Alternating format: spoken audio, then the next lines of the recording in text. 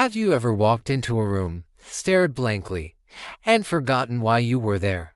Or confidently remembered something that never actually happened? Don't worry, you're not broken, but your brain might be fooling you. Welcome to a journey into the mind.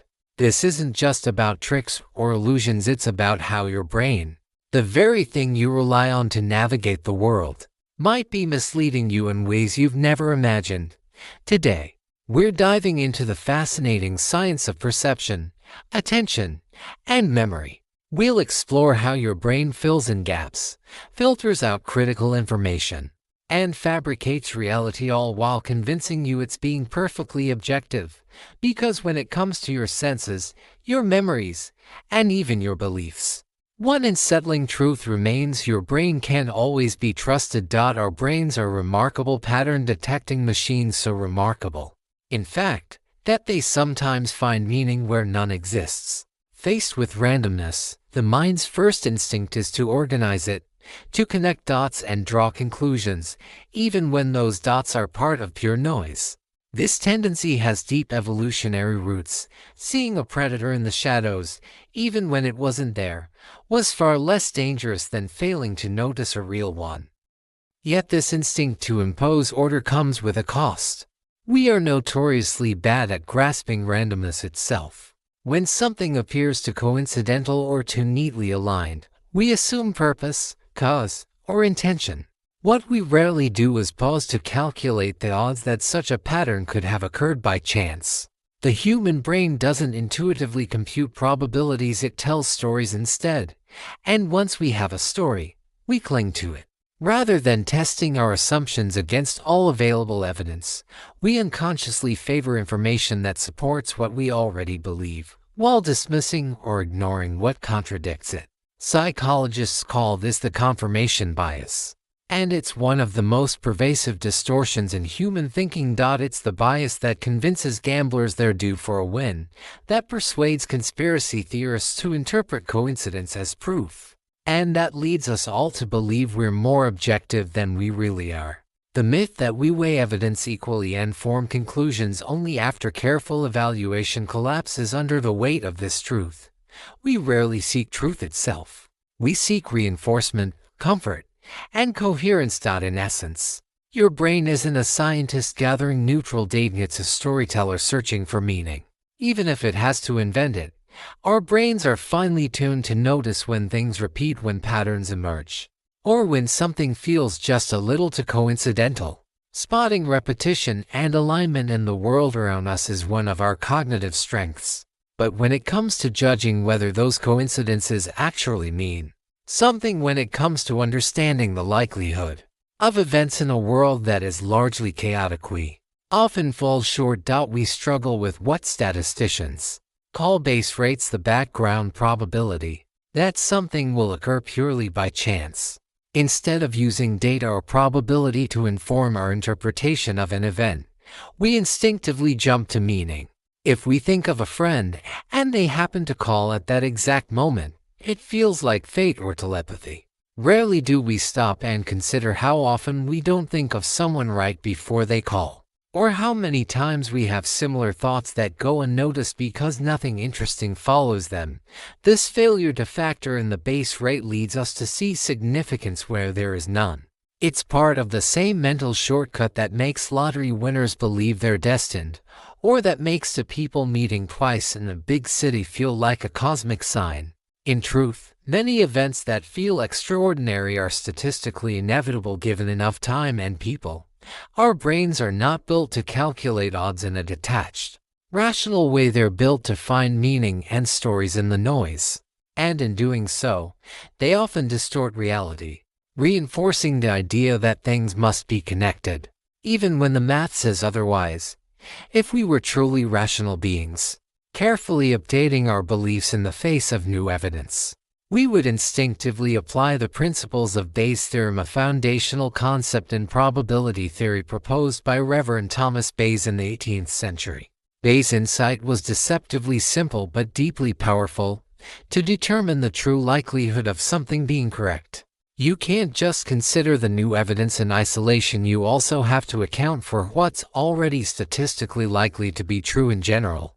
That's known as the base rate. But here's the problem: our minds aren't wired to operate this way. We tend to ignore the base rate entirely and focus only on the evidence that supports our existing expectations or emotional responses. This is especially dangerous in situations where the actual likelihood of an event or belief being valid is low. For example, if a test for a rare disease comes back positive, many people panic, forgetting that the rarity of the disease makes a false positive much more likely than a true one. That's where Bayes' logic would help by reminding us to weigh that new evidence against the rarity of the condition. Failing to account for base rates doesn't just trip us up in medicine or statistics, it skews our understanding of everyday life. We assume coincidences must be meaningful. We jump to conclusions based on limited experiences, and we become overconfident in beliefs that have little data to support them. It's not that we ignore data entirely, it's that we evaluate it in a vacuum rather than in context. Bayes showed that understanding how likely something was to begin with is crucial to evaluating how strong new evidence really is. But applying this kind of thinking takes effort. It means stepping outside of emotional reactions and gut feelings, and doing the harder mental work of integrating prior probabilities with current data. That's not how the average brain prefers to operate. Instead, it reaches for narratives, certainty, and quick conclusions, which is why we so often go astray. Despite how clever we think we are, our brains don't naturally operate like unbiased calculators. Instead of methodically weighing all evidence before forming a conclusion, we're wired to make quick judgments, and once we do, we tend to cling to them. Rather than welcoming evidence that challenges what we believe, we instinctively gravitate toward information that reinforces it. This isn't because we're lazy or careless, it's because our minds evolved to find patterns fast, to connect dots even where there are none, and to make meaning out of noise. Especially when meaning helps us feel safe, we're astonishingly good at recognizing repetition, spotting coincidences, and feeling a sense of certainty from those patterns.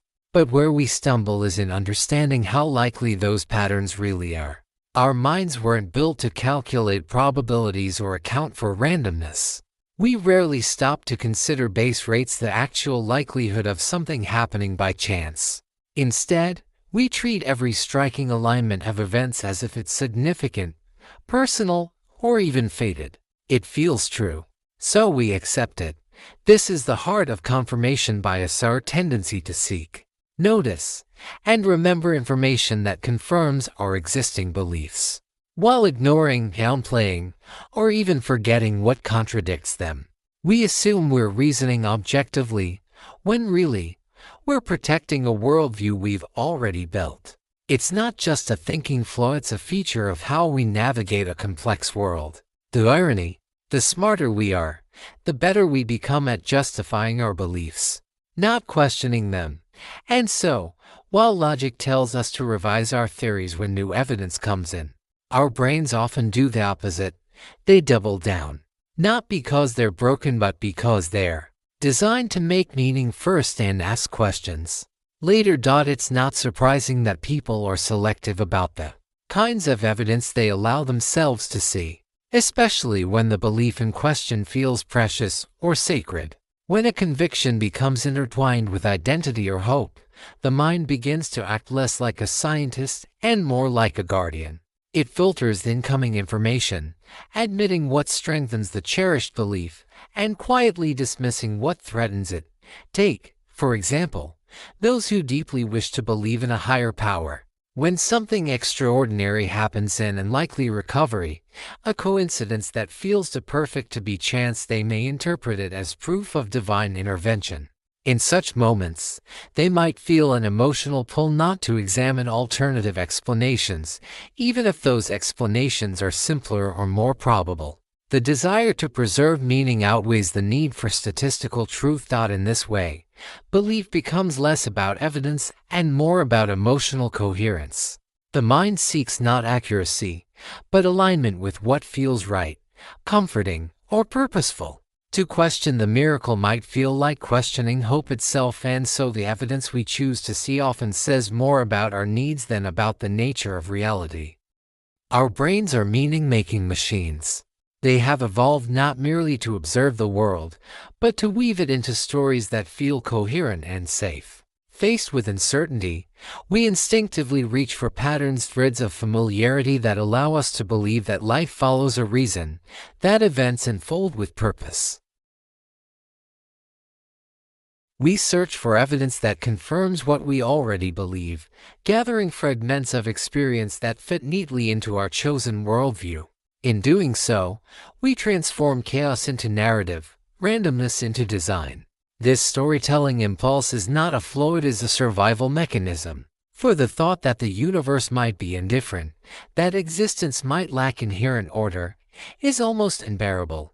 And so, we build meaning where none may objectively exist. We shape coincidence into destiny, tragedy into lesson, chance into fate. It is through these stories that we find comfort, identity, and the fragile illusion of control amid the vast, unpredictable universe. The confirmation bias is one of the mind's most subtle tricks. It reminds us that our beliefs are rarely formed from the full picture, they're built from fragments we've chosen, often without realizing it. Over the years, we collect moments that affirm what we already think to be true.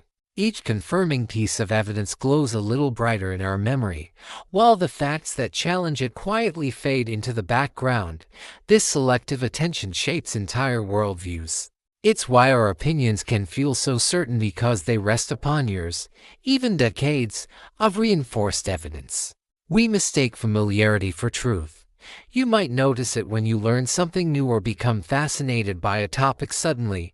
Traces of it appear everywhere, in conversations, on the news, in passing signs. It's not that the world has changed. It's that your perception has sharpened around that idea. The mind, once tuned to a pattern, begins to filter reality through it, finding resonance where before there was only noise. In this way, the confirmation bias is both a mirror and a map of how our attention shapes our reality. What we choose to see determines the world we believe we live in. The confirmation bias reveals itself most vividly in the realm of politics, where beliefs are not only personal but public, and the stakes are high. In debates over policy and ideology, data becomes a weapon rather than a tool for understanding. Politicians, like all humans, tend to seek out information that reinforces their positions, selecting statistics that flatter their arguments while quietly ignoring the evidence that complicates them. Nowhere is this clearer than in the global conversation about climate change. For every comprehensive study linking human activity to rising temperatures, skeptics point to a few localized data points, perhaps a region that has cooled slightly over a decade, as if those exceptions could overturn the overwhelming pattern. The human mind, uncomfortable with ambiguity, clings to whatever confirms its chosen narrative. But this isn't simply dishonesty. It's deeply human. We all do it, in ways large and small. When the world feels uncertain, we anchor ourselves in what feels true, even if that truth is only partial. It's easier to defend a belief than to dismantle and rebuild it. And so, entire societies can become trapped in echo chambers of selective evidence, each side seeing only what it wants to see, and mistaking conviction for clarity. In fact, even when the hypothesis under scrutiny isn't a personal passion or a cherished belief, people still instinctively look for evidence that confirms rather than challenges it. Why?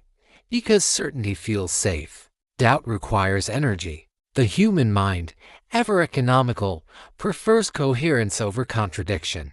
When we find information that supports what we expect, the brain rewards us with a small surge of satisfaction, a signal that the world is making sense, that our internal model of reality still holds.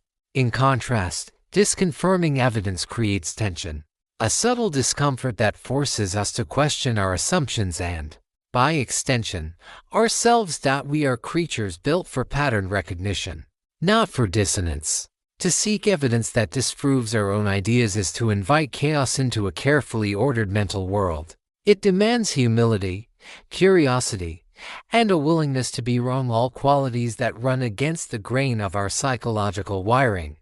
And so, even in science, where skepticism is supposed to reign, this bias persists. We test what we hope will be true, and when results align with expectation, we feel vindicated. But when they don't, we're tempted to look again, to adjust, to reinterpret until the picture feels right once more. It is not malice that drives this tendency, but the deep human need for cognitive harmony in a world that rarely offers it. Part of the answer lies in the simple fact that we are not naturally skilled at thinking in probabilities. The human mind evolved to tell stories, not to run statistics.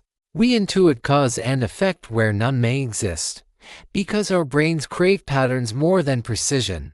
The world, meanwhile, is vast and endlessly complex. At any given moment, countless events unfold, millions of lives intersecting, billions of actions cascading through time. Within such immensity, coincidences are not rare. They are inevitable. Yet when one happens to us, it feels charged with significance. The improbable feels personal. We struggle to grasp how often unlikely things occur simply because there are so many chances for them to happen. And so, a coincidence, a phone call from someone we were just thinking about, a song that echoes our mood, a dream that mirrors reality seems like proof of something deeper. We feel as though the universe is winking at us. In truth, it is often just probability at play, disguised as meaning. Yet our minds are wired to connect dots to see cause where there may only be coincidence. When two events occur close together in time, we instinctively link them, assuming one must have led to the other. This tendency once served our ancestors well. Recognizing that wrestling in the grass might be followed by danger was a matter of survival. But in the modern world, this same instinct often leads us astray. When we hear of something rare, a person winning the lottery twice, or two strangers sharing uncanny life parallels, we forget just how immense the world truly is. Among billions of lives, extraordinary overlaps are not miraculous. They are statistically inevitable. Yet because we live within the narrow frame of our own experience, we imbue such coincidences with meaning. We sense design in randomness, fate in chance, significance in statistical noise. It is a comforting illusion, the belief that the universe speaks directly to us through these patterns. But more often than not, what feels special or predestined is simply the ordinary magic of probability, common, inevitable, and endlessly surprising. This tendency to infer causality paired with our ever-present confirmation bias can be found not only in everyday thinking but also in areas that appear scientific. Entire belief systems sometimes adopt the language and posture of science while quietly abandoning its principles. These are the realms of pseudoscience, claims that borrow the credibility of experimentation and evidence but lack the rigor that true science demands. Such ideas often thrive because they satisfy both sides of the human mind, the rational and the emotional. They offer the comfort of certainty wrapped in the aesthetics of reason. Charts, terminology, and data give the illusion of empirical grounding, while the conclusions remain anchored in intuition, wishful thinking, or anecdote. The structure looks scientific, but the spirit is not inquiry, it's affirmation. And yet, this too is profoundly human. We long for explanations that make the world feel predictable, that reconcile the unknown with the familiar. When real science feels slow, uncertain, or dispassionate, pseudoscience steps in to provide clarity, albeit a fragile, illusory one. It mimics the search for truth while quietly protecting us from the discomfort of not knowing. If you take enough measurements and manipulate them with just the right touch, you can make the numbers say almost anything. With enough data, a pattern can always be found, especially if you're searching for one. The human mind is endlessly creative when it comes to shaping evidence to fit desire. Statistics, after all, are tools of interpretation, and interpretation is rarely neutral.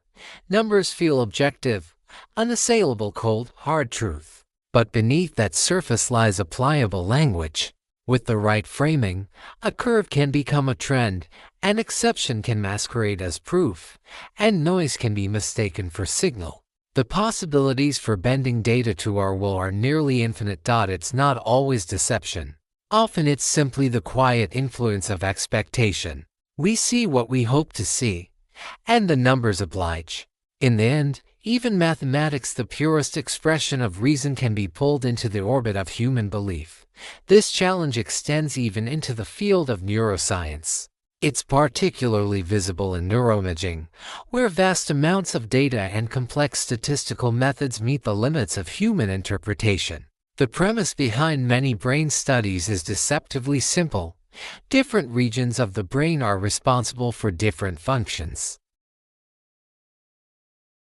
To explore this, researchers observe what happens in the brain while a person performs a specific task: reading, recalling a memory, feeling fear, and then compare that activity to what occurs when the person is at rest, lying still inside the humming MRI scanner, surrounded by the rhythmic clicks of the machine.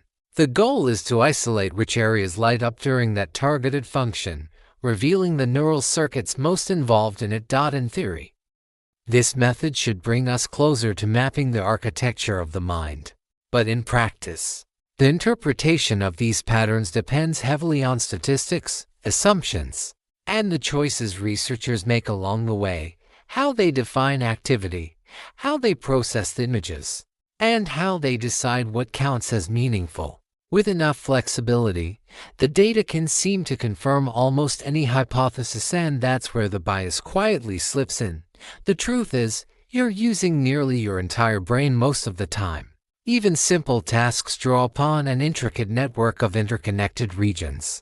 So when researchers set their statistical thresholds to low, or fail to correct for multiple comparisons, activity can appear almost anywhere.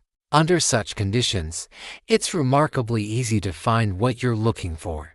With enough flexibility in the analysis, any part of the brain can seem to light up in response to almost any task. This abundance of data becomes a goldmine for those seeking confirmation.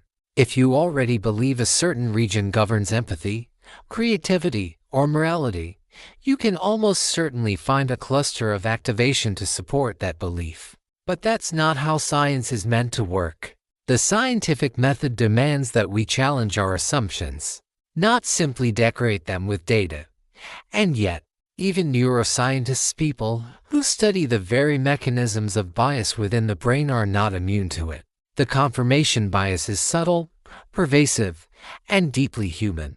It threads its way through every discipline, from the softest of beliefs to the hardest of sciences, reminding us that objectivity is not our default state, but an achievement of discipline and humility.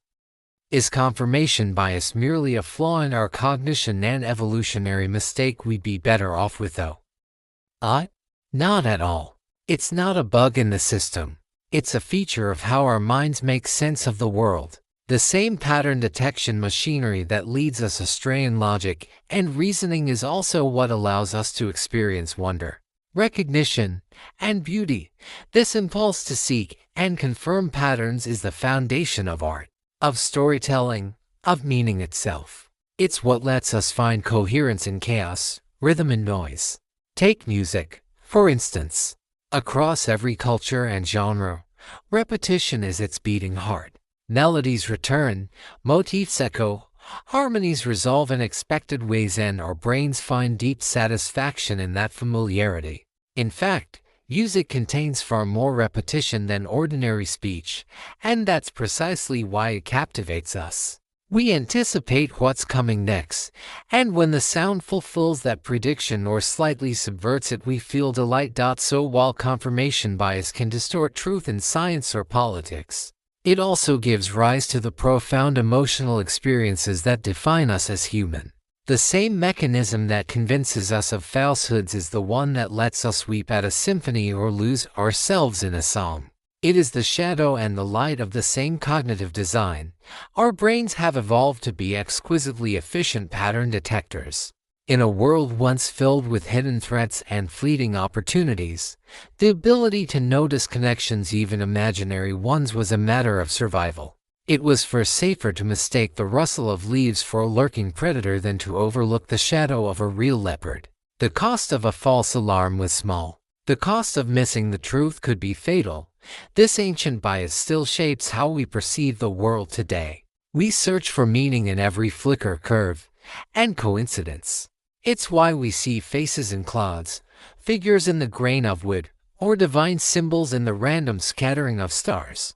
Our minds are constantly stitching order into the fabric of chaos, transforming uncertainty into significance. We've evolved to err on the side of belief, to perceive patterns even where none exist, because doing so once kept us alive. What was once a mechanism for survival has become a source of art, myth, and imagination.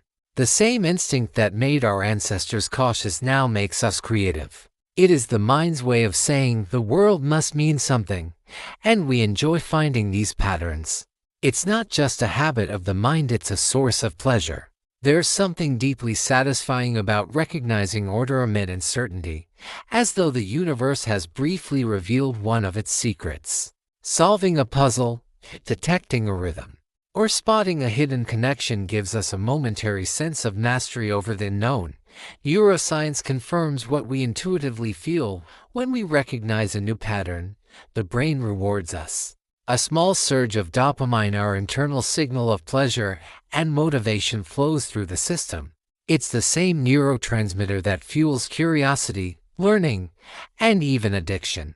Each discovery, no matter how small, feels like a spark of joy. This built-in reward mechanism makes life feel a little more predictable, a little less chaotic. Every time we uncover meaning in randomness, we're soothed by the illusion of control and comforted by the idea that things connect for a reason. It's not just cognition, it's emotion. Our search for patterns isn't cold analysis.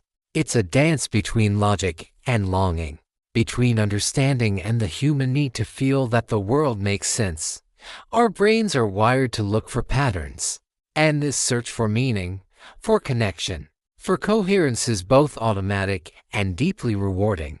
Whether in images, music, or the unfolding events of our lives, we instinctively seek threads that tie things together. It's not merely a cognitive process, it's an emotional one. Discovering meaning feels good. It reassures us that we belong to a world that makes sense, a world that responds to our attention. Some thinkers argue that this very search for meaning is what makes life worth living. It gives structure to experience and turns existence into story. Without it, we drift through randomness. With it, we find purpose, even in hardship. Our need to connect, to see ourselves reflected in others, to sense order in the cosmos is not weakness but one of humanity's defining strengths. We hold tightly to this need because it roots us. It binds us to one another through shared symbols, shared songs, and shared beliefs. In the end, our search for meaning is also a search for belonging, a quiet hope that, beneath all the noise and chaos, there is something that unites us. Something that whispers, "You are part of this." So we gravitate toward evidence that confirms what we already believe, think, or feel. It's a quiet pull, almost invisible, yet profoundly powerful. Once a belief takes root, the mind becomes its devoted gardener, nurturing every piece of evidence that supports it and weeding out anything that threatens its growth. Even when we set out to test an idea objectively, the temptation to look for confirmation is ever present. We frame our questions in ways that favor the answers we hope to find. We notice the data that fits and overlook what doesn't. It's not because we're dishonest, but because our brains crave harmony over contradiction. To seek disconfirmation, to genuinely look for proof that we might be wrong, requires humility and courage. It means loosening our grip on certainty, stepping into the discomfort of doubt, and trusting that truth is found not in what affirms us, but in what challenges us. Yet most of the time, we choose comfort over confrontation, and in doing so, we mistake the familiar for the true. We see this bias everywhere across disciplines, cultures, and generations, and its effects can be far from harmless. What begins as a simple tendency to notice what we expect can grow into something far more consequential. It can seed superstition, making us see patterns where none exist, and ascribe power to rituals or coincidences that offer only the illusion of control. Sometimes these beliefs comfort us, but other times they can mislead or even harm. Confirmation bias can also warp our perceptions of others. It can sustain paranoia, feeding the idea that every glance or silence carries hidden meaning. It can prolong depression, as the mind selectively gathers evidence to confirm feelings of hopelessness or inadequacy. And in the broader world, it can be weaponized by snake oil salesmen, propagandists, and peddlers of misinformation who understand just how easily our minds mistake repetition for truth. Perhaps most dangerously, it can harden the boundaries between groups of people. When we seek only evidence that affirms our side, we stop listening, stop learning, and begin to see the other as a threat rather than a mirror of our own humanity. In this way, a simple cognitive bias becomes the root of division, prejudice, and conflict. This last and perhaps most corrosive effect of confirmation bias, the way it divides people into opposing camps, of us versus them, has been vividly demonstrated by research. One of the most famous examples comes from a 1979 study by psychologists Charles Lord, Lee Ross, and Mark Lepper, who sought to understand how confirmation bias might fuel attitude polarization, the deepening of disagreement between groups when both are exposed to the same evidence. The premise was simple but revealing. If two people hold opposing beliefs and are given identical information, logic suggests they should move closer to agreement, or at least toward a shared understanding of the facts. Yet what Lord, Ross, and Lepper discovered was the opposite. When presented with mixed evidence, participants didn't converge. They dug in. Each side interpreted the data in ways that reinforced its original position, becoming even more certain that they were right, and the other side was wrong. It was a striking demonstration of how information alone cannot bridge division. Facts do not change minds when those minds are already busy defending identity. Evidence becomes ammunition rather than illumination, and the more we learn, the more skillfully we justify what we already believe. We see this effect most clearly in debates that touch something raw and deeply personal, issues charged with emotion and identity. Topics like gun control, marriage equality, or capital punishment often divide people not just along political lines, but along moral and existential ones. These are not abstract policy questions. They are reflections of who we believe we are, what we value, and how we think the world should be.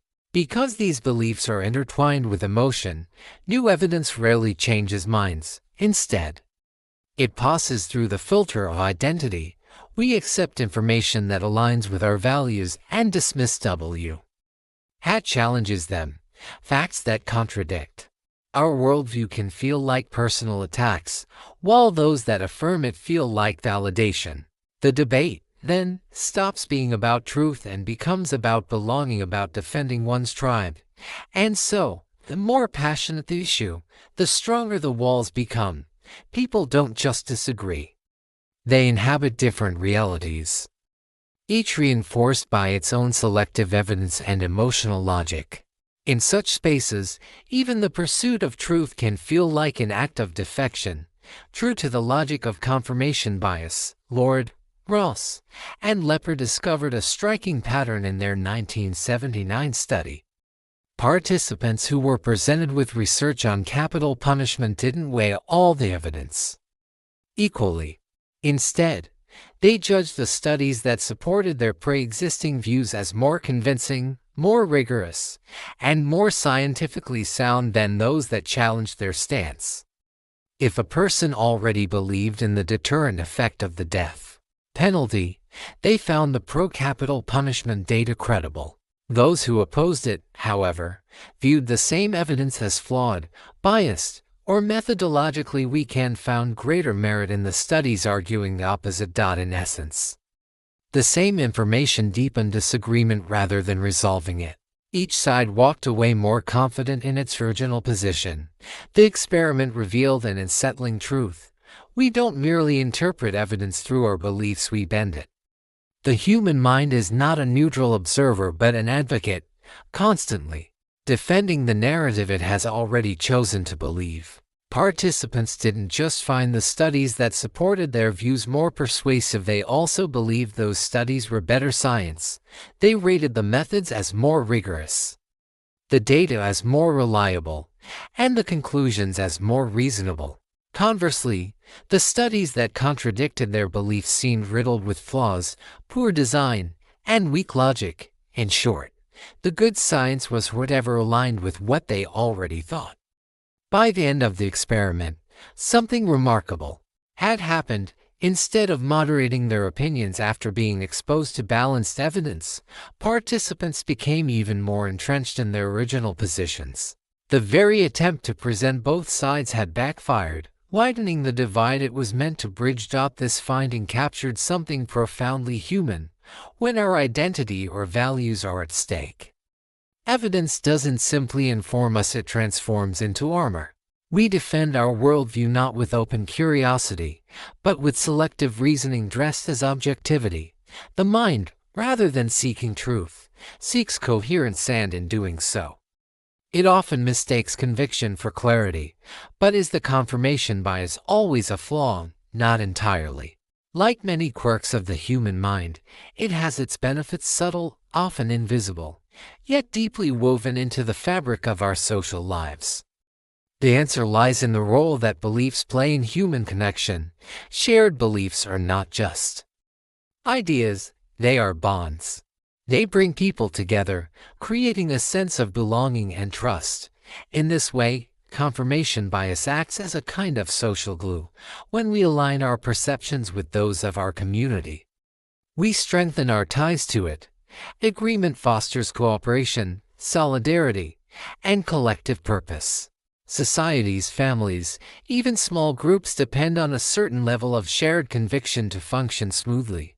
Without this harmony, every disagreement could splinter the group apart. So while confirmation bias can blind us to inconvenient truths, it can also bind us to one another. It helps communities maintain coherence, culture, and continuity. In that sense, it isn't merely a distortion, it's part of the architecture of human belonging. A trade-off between truth and togetherness. Of course, we no longer live on the savannah.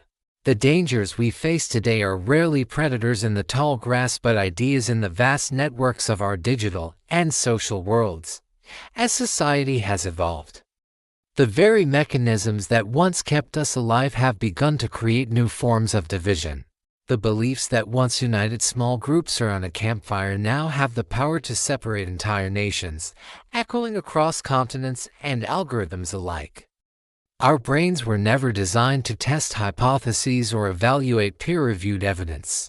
They didn't evolve for science, they evolved for survival. Their primary function was not to uncover objective truth, but to keep us safe, fed, and accepted by our tribe. In a world of uncertainty, it was more adaptive to trust the group than to challenge it, more efficient to believe than to endlessly question. And so, the same cognitive machinery that once helped us navigate the complexities of ancient social life now struggles in the modern world of mass information and abstract truth. We are, in a sense, ancient minds living in a technological age pattern. Seekers armed with primitive instincts, trying to make sense of a universe that has grown far larger than the one we were built to understand. Many of our deepest beliefs are not easily falsifiable. They are too vast, too abstract, too entwined with meaning to be disproved by a single experiment or counterexample. Ideas about purpose, morality, or the nature of consciousness cannot be neatly tested or dismissed. They exist in a realm where evidence and experience intertwine. In such cases, it may not make sense to abandon a meaningful idea just because one piece of data doesn't fit. A single contradiction doesn't always invalidate a worldview, it may simply reveal that some truths operate on different levels. After all, Not every valuable belief is scientific. Some guide us not by being provable, but by being useful, by offering direction, comfort, or coherence in the face of life's uncertainty. So perhaps the goal isn't to purge ourselves of belief altogether, but to hold our convictions with humility, to recognize that some ideas serve as frameworks for meaning, not as hypotheses to be verified or disproven. The challenge, then, is balance, to remain open to evidence without losing the deeper stories that give life its texture and depth. If you believe that people are fundamentally good, and someone disappoints or hurts you, it's not always wise or fair to abandon that belief altogether. To assume that one person's mistake invalidates the goodness of humanity would be to let pain redefine your worldview. That core belief that people are, at heart, kind and capable of growth is what allows forgiveness to exist. It is what gives you the strength to rebuild trust and mend what has been broken. Beliefs like these are not simply blind optimism. They are the scaffolding of emotional resilience. They help us interpret the inevitable chaos of human behavior with compassion rather than cynicism. They allow us to see meaning in the messiness of life, to view our wounds not as proof of malice, but as reminders of our shared imperfection. Yet this same gift comes with a cost. Meaning gives us comfort, but it can blur the line between truth and hope. The search for significance enriches our lives, but it also clouds our objectivity. To see the world clearly requires effort, a conscious practice of stepping back from our stories, of questioning even the beliefs that make us feel safe. Objectivity isn't our default state. It's an achievement earned through awareness and humility. For those interested in exploring the science behind these ideas in greater depth, a foundational work is Raymond S. Nickerson's confirmation bias, a ubiquitous phenomenon in many guises. In this comprehensive and insightful paper, Nickerson examines how confirmation bias influences nearly every domain of human thought, from everyday reasoning and interpersonal relationships to science, politics, and law. He shows how our tendency to seek, interpret, and remember information that confirms our beliefs is not an occasional lapse in logic, but a fundamental feature of the human mind. The article remains one of the most detailed explorations of how bias operates, why it persists even among the well-informed, and what its implications are for objectivity, rationality, and human connection. In the end, confirmation bias is not merely a flaw in our thinking, it is a mirror of our humanity. It reveals how deeply we crave order in the midst of chaos, how fiercely we defend the stories that make life feel coherent. It reminds us that truth and meaning are not always the same thing. Truth demands humility, while meaning offers comfort. Our minds were shaped not to seek perfect objectivity, but to help us survive, belong, and believe. And yet, within that same machinery lies the potential for self-awareness, the ability to pause, to question, to step outside the echo of our own certainty. When we do, something remarkable happens. The very bias that once blinded us becomes the doorway to understanding. To see clearly is not to abandon belief, but to hold it lightly, to recognize that every conviction, no matter how cherished, is but one lens among many. The challenge of being human is to balance the warmth of meaning with the cool light of reason, to care deeply while remaining willing to change. If we can do that, if we can learn to see our biases not as failures, but as invitations to grow, then perhaps we move a little closer to wisdom, a place where truth and compassion can finally coexist.